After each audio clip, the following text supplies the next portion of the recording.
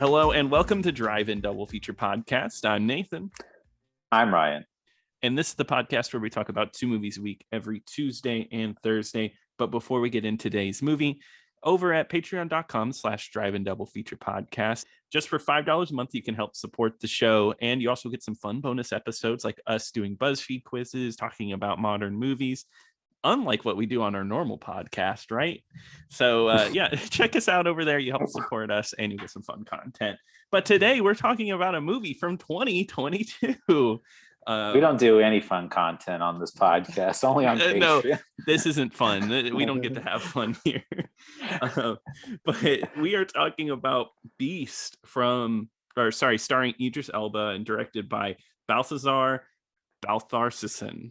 I hope I got that right. I'm sorry. But that he directed some great films like Two Guns, Everest. Two Guns. That's the one with Mark Wahlberg and Denzel Washington. Yes, it is.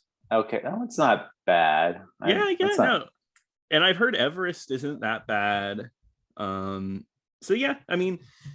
Here we are with Beast. The main thing that caught my eye with this movie, and why I kind of wanted to talk about it this week, is this mirrors the plot of Prey, a movie that we did a while ago about a family getting stuck and they're getting attacked by a man-killing lion. And since we are in the same Prey avenue, guess what we're bringing back, Nathan? Lion jokes. Yes. Anytime. How many lion movies are we going to be able to do?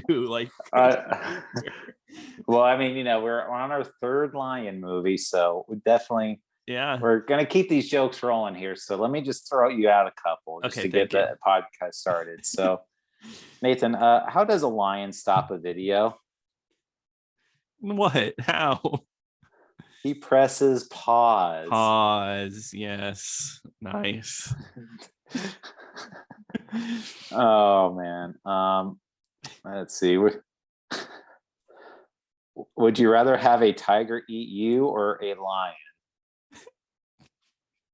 A lion?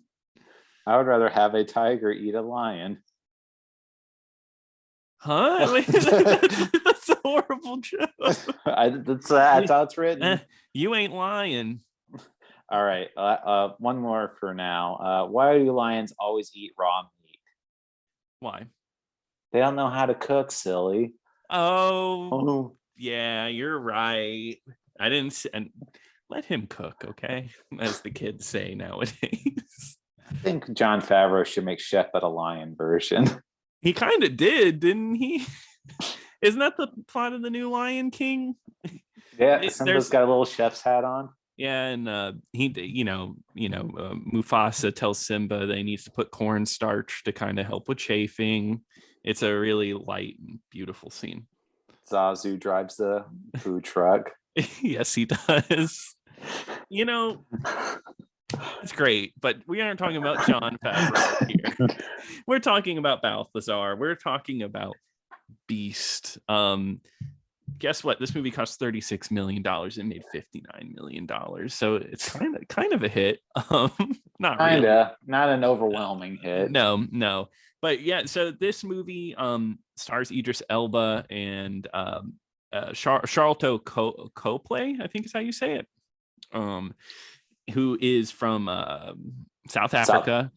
Yep. And we might know him from District 9, which is a good movie. I always like seeing him show up in movies because he's usually likable in most things, but he doesn't show up in a lot of stuff anymore.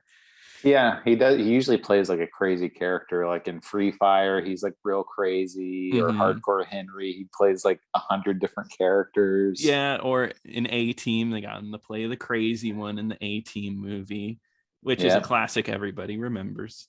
But they did. They made an A-Team movie. Ryan, everybody remembers it. But no, so this movie is so bare bones. I finished this movie and I was like, wow, we're gonna really have to dig to really get a lot out of this movie. I will say I started this up and it was in 4K quality and I was like, wow, it's so weird watching a movie for this podcast and have it actually like a high quality print of a film. Like, wow, I can actually see what's going on. Yeah, there's no grain here. It's just clean, maybe a little too clean. But yeah, I mean, this movie starts off with Idris Elba, who's a doctor, and he just goes with his two daughters to South Africa, which I guess is where his wife is from. And he meets his old friend on the reserve. And his friend takes care of lions on the reserve. And you already know this family is not getting along together. One of his daughters won't even talk to him. Oh, I know. The scene. I hate to say like they made a kid unlikable, but they definitely made one of the girls just so unlikable. Like she just has so much contempt for her father. Yeah, it's bad. Well, I mean, obviously we don't know the in-depth history of this, so there might be some justifiable reason that she has some of these feelings for them, but there's a scene like when they're sitting at the dinner table and his friend is like, oh, your daughter does really great photography and everything, and he's like, oh yeah, she has great photography, and then like she gets like really mad at her dad, and his dad's like, and her dad's like, what? Do you have something to say to me or what? She's like, well, I forget. Ed, I think his name, like Edward or something. Oh wait, her friend. The friend. Oh, yeah. Martin. He's like, yeah, Martin in the last 10 minutes has shown more interest in my photography than you have an entire lifetime or what. And so like, again, it might be completely justifiable. He might have been a pretty absentee father, which is kind of what they're implying, but she's just like constantly just throwing jabs out there, like right at the dinner table, making everything awkward in front of his friend the first night that they're hanging out. She's just like, you gave up on our mom who died of cancer, and it's like, oh my god, stop. You're giving everyone a bad time. I know. Well, okay. Well, I want to go back to the very, very beginning of this movie. Okay. There's like a weird flashback at the very beginning of the movie that I was so confused by at first. Oh, are you talking about like the beginning with the lions being attacking the people? No, I mean, it's like Idris Elba. So that was the thing. Like there was like these poachers like shooting all these lions or whatever. Yeah. But then there's like a dream sequence or something like that. Yeah. Well, that kept popping up multiple times during the movie. Right. Yeah. And it made, I guess, a little more sense at first, but the very first time I was so confused by it because it looked like it was very old timey, but it had like this weird haze to it. And so I'm like, what's going on? And when Idris Elba wakes up, they're like, oh, have you been to Africa before? He's like, yes, in a past life. And I thought he literally meant like he's like a time traveling man. Not, well, yeah, like he was literally like reincarnated or something, and right here. And he was having like a vision of what his like previous incarnation was like. That's funny. That's a really funny, actually.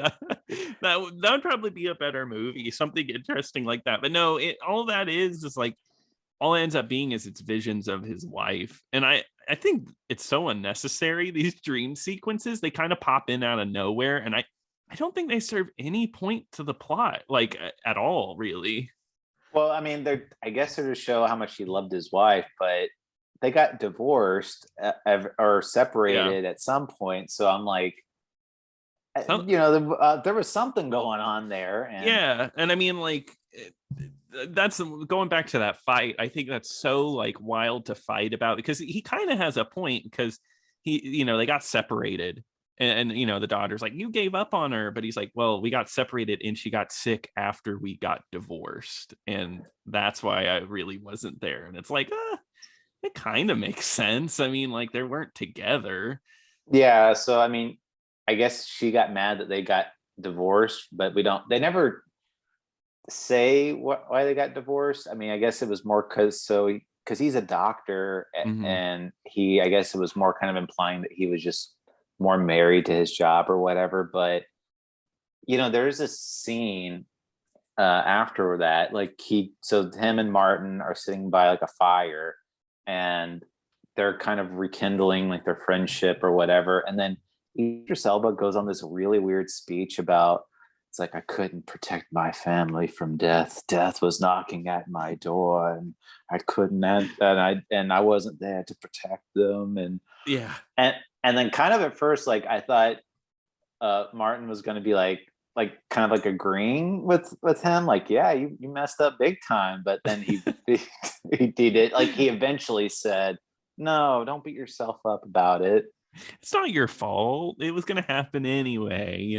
He's being a good friend. Well, let me ask you though, do you think, is Idris Elba, is he supposed to be British in this movie, or is he supposed to be American, or some type of? I couldn't tell you. From what I felt like, it felt like they were American, but there was no like references like to being an American, right? Not that I remember. Yeah, because his children don't have an accent. No, and I just assumed maybe he was British, and they lived, but now since they lived in America, like he had an accent but they didn't, type of thing. I don't know. Maybe I'm not too sure, or maybe Idris Elba was like, I'm making Beast. I don't really have to cover this up. I'll just have an accent for this movie. I don't know, because I read interviews, and apparently he's like, oh, I read the script and I was so excited to work on this movie. But that's so funny. But then again, he was probably paid a lot of money to do this too. Oh yeah, he's probably paid a good amount of money. I mean, that man, he picks he's in so many different types of movies. He's one of the biggest actors, and like he's just like in. He'll be like in anything. He's like in small things. He's in big things. I don't know. He's interesting to find in movies. Well, here's my scathing review. I didn't think he was that interesting in this one, and none of these characters. I'm going to make a bold statement here. I got more enjoyment from Prey than I did from Beast, and that's just because Prey was so bad and had so much awkward dialogue. Yeah, but this movie, I'm just like, I don't care about any of these characters. No, Prey was better because at least it was like silly, like there was something to make fun of. This is just like it's a boring movie, like like it's just kind of like not really much interesting happens. There's nothing big, and then it kind of just ends. And I mean, maybe I've been spoiled by Roar, but I don't know, just seeing a CG lion the entire movie, there is no real lion whatsoever, I believe. This is kind of boring. I want to see a real lion. I know that's dangerous, but that's where it's interesting. Seeing a CGI lion, part of me just doesn't really care as much. Yeah, I mean, either that or you just need to have like constant action going on really to kind of supplement that, but I don't really think we get that either, to be quite honest. No. But the whole reason the lion is attacking is because poachers came and killed its entire pride, and they're like, oh, the lion's gone rogue now, and now the lion just wants to kill everybody. That's they realize this like halfway through the movie, like the lion's rogue. He's gone rogue. Before we get into the lion bit, though, there is one thing, because oh, you want another joke? Oh yes, can I laugh a little? All right. What did the lion say when asked what it was doing in my wardrobe? What? Narnia business. Oh Lord. I just watched that movie on like Monday, the first one. All right. Why did the circus lion eat the tightrope walker? Why not? He wanted a well-balanced meal. Yeah, me too, buddy. I want to be on that, sleep 4 hours, eat a balanced meal, drink coffee, no water, and I want to get on the grind set. That's yeah, absolutely. Anyway, I'm sorry. Continue.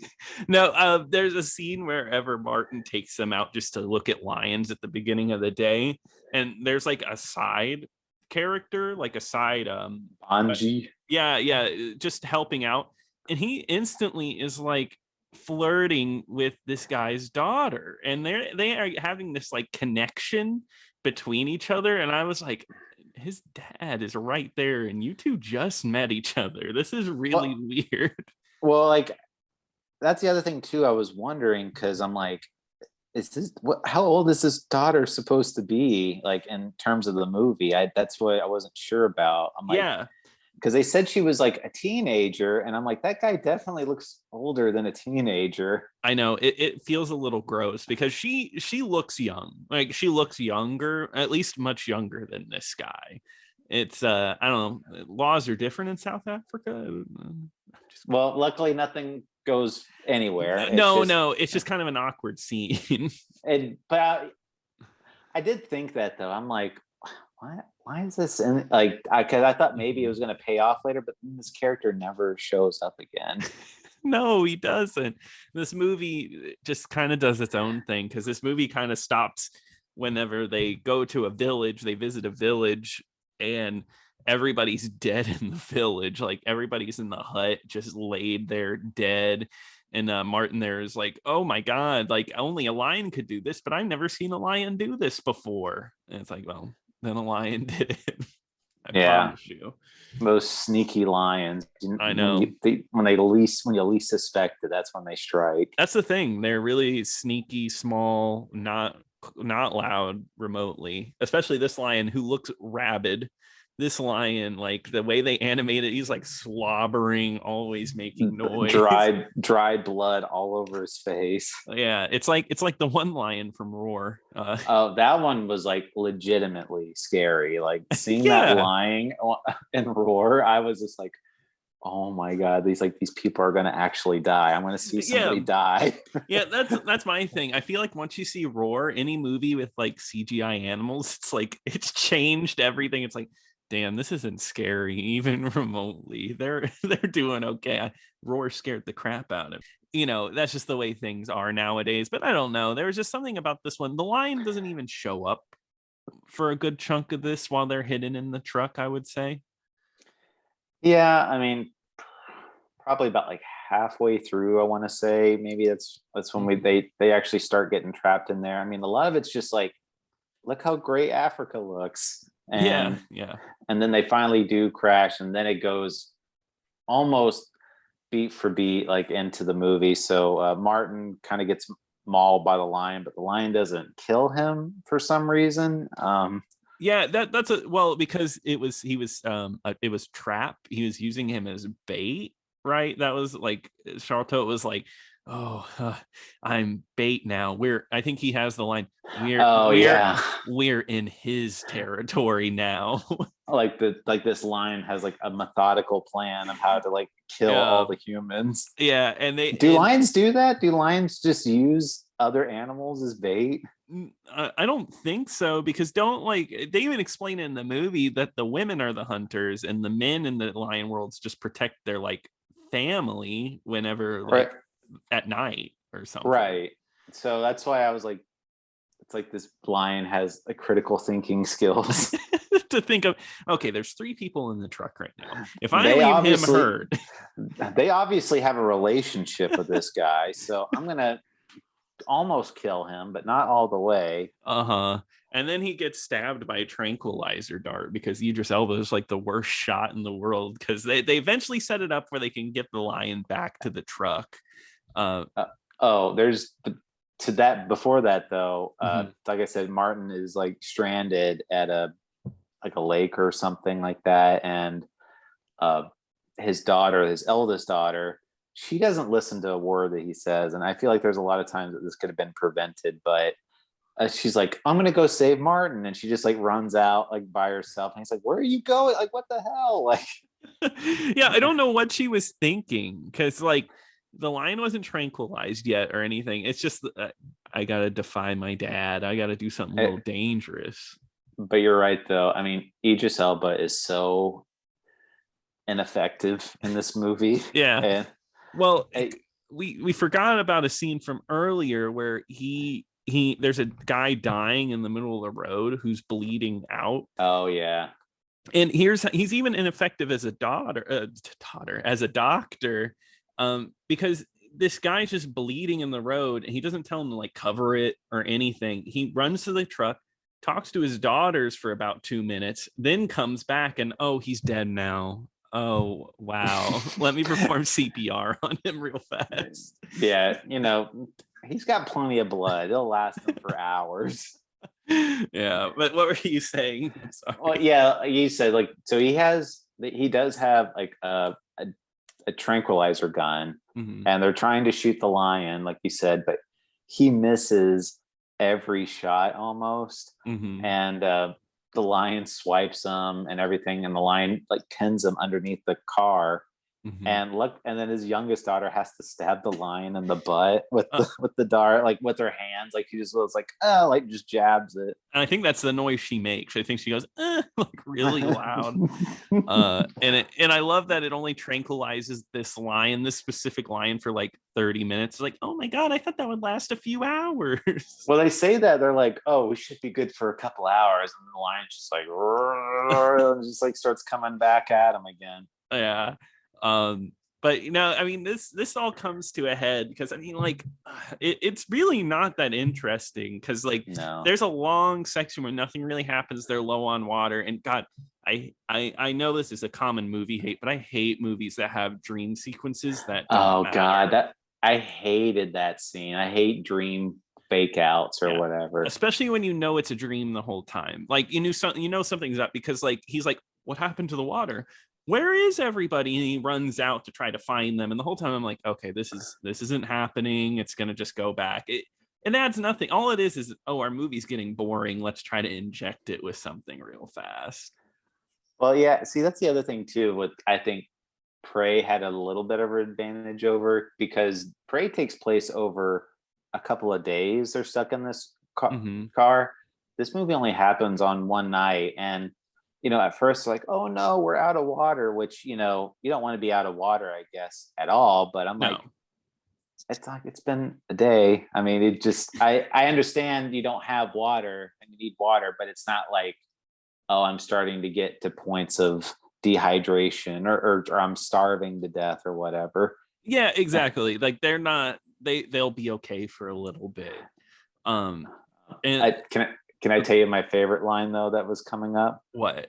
So at one point they're sitting out there, and then another truck pulls up, and it turns out to be the poachers that ended up shooting all the lions before, and they're like, please, and as Idris Elba gets out, like, please save my family, and they're like, okay, well, you can come with us, but you got to pay us $5,000. It's like, fine, whatever, I'll pay it. And then they're like, okay, let's go get your friend. And then they see it's Martin, and they all freak out and they all point guns at Idris Elba, and they're like, he's an anti-poacher. And I'm like, there's pro poachers? Yeah, pro poacher. Yeah. No, I think that's so, because they bring this up earlier in the movie. It's such a, oh my god, it's so badly written, because the little daughter is talking to Martin, is like, have you ever heard of a anti-poacher? I was reading about it, okay? And then Martin's like, no, I've never heard of them. No, I mean, I don't like poachers. And I'm just like thinking like, oh my god, this is going to be a thing later in the movie. And you know what? It was. The term, is anti-poacher a real term? I guess so, because they do say that he killed 3 of their men. So I guess Martin's like murdered 3 of these people in the past. Yeah, sorry, but I'm pro poaching. I'm for it. Like, it's such a wonderful thing. There's enough animals to kill for everybody. Yeah, I don't think animals go extinct, right? No, never. But yeah, I think that's funny. And like, eventually this, like I said, this all kind of ends in a finale of Martin versus, go ahead. No, I was going to tell you, so another scene that I did not like. So afterwards they do steal like another truck, and they drive it, and then it crashes. Yes. And same thing that happens in Prey. And his daughter again throws out another just line that just makes me not like her. So they're in this very dire situation where they're trying to fight for their lives, and the dad, like Idris Elba, is trying to calm down his youngest daughter and say like everything's going to be okay. And remember, and then he's like, then his oldest daughter goes like, don't make lies like how you used to before. You lied to her before and told her that our mom was going to live and she died. Yeah, I was like, come on, why is this number one on your mind right now? I'm like, we have much bigger problems here. Yeah, like, you might as well go to your little sister and be like, Dad's lying, we are going to die. Well, at least the little sister is like, even the little sister speaks up. It's like, shut up, just shut up for once. All you do is complain. Why is this a common thing? Because isn't one of the children really annoying in Prey, if I remember right? Oh yeah, well the other one's like, oh yeah, because it's like her stepmom, and that's right, and she hates her guts. And then, why does this have to be a common trope that one kid has to hate the adult in the situation? The one kid, like the whole reason they got into that mess was because that one kid was about to like shit his pants or something. That's right. I do love. There's a scene when the lion does show up at the truck when they finally have to leave. And the daughter gets like hit by the paw of one of the lions, but ad-libbed in is the line, I got hit. And it's like, I saw that. It's like very dry and neutral sounding. There's so many like weird lines in here. She's like she gets swiped and I guess the wound is starting to get infected or something because she's like, he's like, what, you want to throw up? Don't throw up. And like, it's like, oh, you're getting sick. That's because of the swipe. Don't throw up. And yeah, says imagine being a doctor and a doctor just being like, don't throw up. Don't do it. Don't throw up. Don't throw up. Stop thinking about vomit. Another funny bit was the truck flipping over with Martin still inside and the lion coming towards him. And he, like, the gas tank is leaking and he gets his lighter out and he's like, sorry, buddy. And the Jeep explodes into like a big fireball. And like I said, I watch these movies with subtitles, so they subtitled this, and they're like, as the car exploded, it said "lion moaning in pain." I didn't hear that, so you got the enhanced experience. It's like, sorry, buddy. But no, he ends up killing the lion, and then like the two daughters and Idris Elba. No, he didn't kill. Well, he didn't. Oh, sorry. You're supposed to think that he killed the lion, and you're hoping in your heart that the movie ended, but no, the lion. The movie just goes on for 20 minutes without a lion. Yeah, that's right. And them trying to just get back to where, and they're like, oh, we need to go to this abandoned schoolhouse. Let's go there. Let's not try to get back to town. I don't know. I get it. They needed to find something to help the daughter, but I feel like it would have helped a lot more just to go to town. Yeah, I mean, they could have been far away, and I guess they needed like a stable work environment other than like a moving vehicle. But they did mention it earlier, like, oh, look, there's a school. Like, yeah, that's abandoned now. Yeah. But one thing I love is the lion does show up to the schoolhouse. And once again, there's just another ad-libbed line, because you're supposed to, like, in my head, I'm thinking like, okay, they drove really fast to this schoolhouse. And then the lion shows up at the schoolhouse. How did it get here so fast? Well, don't worry. They added a line whenever the camera was behind them where Idris Elba goes, he must have cut through the mountains. And it's just like, really? Huh. Okay. Which is this lion who's been through an explosion is able to catch up with a moving vehicle. Now imagine the speed of this lion must have been running to catch up to this Jeep. I know. And this lion is on Jaws level now, where it's not just about human hunting, it is about revenge and getting this family. You'd think though, like, these lions would just start killing like indiscriminately. They don't care, but no, it's like this lion has now targeted this family. Yeah, this movie has gone from like Jaws 1 all the way to Jaws the Revenge. 4. Yeah. So like in one movie, the lion has done it. But yeah, and not even a lot happens here. Honestly, somehow it lost my attention. Because it did, because I think we are explaining a lot of action and stuff like this, but somehow it manages it to be pretty uninteresting. I feel like I don't like these characters, so then there's like no stakes to any of the action.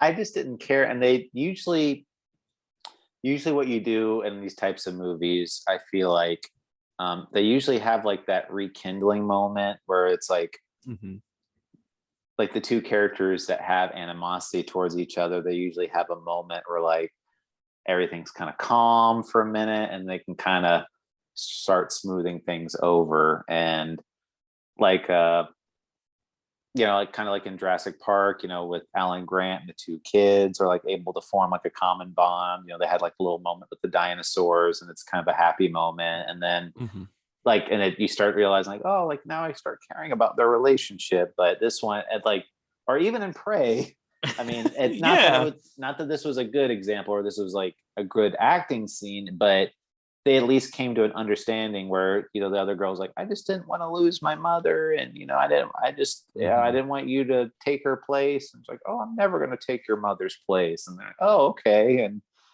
they talked it out, they had a nice moment.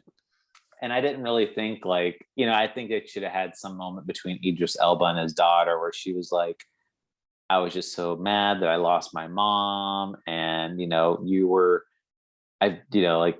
I didn't have anyone else to take it out on, or like something like that, or something along those lines. Or even Idris Elba to be like, I wasn't there for you. And she's like, no, you did the best you could, or, something along those lines. Yeah, something very Hollywoody, very kind of nice, just to at least make him a little bit likable. But no, instead, Idris Elba takes on the lion by himself with a knife as the movie finale. Yeah, first he punches the lion in the face. Yeah, what a scene. I was not expecting this to happen. How does Idris Elba not die in this scene? Like he, like his whole body, he gets bitten everywhere on his body. He gets sliced and diced with those lion claws. And they try to sell the fact that he's a doctor, not a fighter. And even if you were a fighter, even if you're a huge dude, a lion's gonna decimate you, especially a rogue one. Trust me, rogue lions, or you don't want to mess with them. And I don't. But he ends up in the hospital just fine, because the ending of the movie is like 3 months later, and he just has a cane. He's fine. Yep. Yeah, he took on a lion and he survived. And his relationship with his daughters is now miraculously cured. Everyone's happy. Yep, and it all has a very happy ending. But I think we should end on a joke before we give out our recommendations. That's what I was hoping for. All right. So what do a lion and a computer have in common? What? They both have megabytes. Nice. That's a good one. I like it. What does a lion call his barber? What? His main man.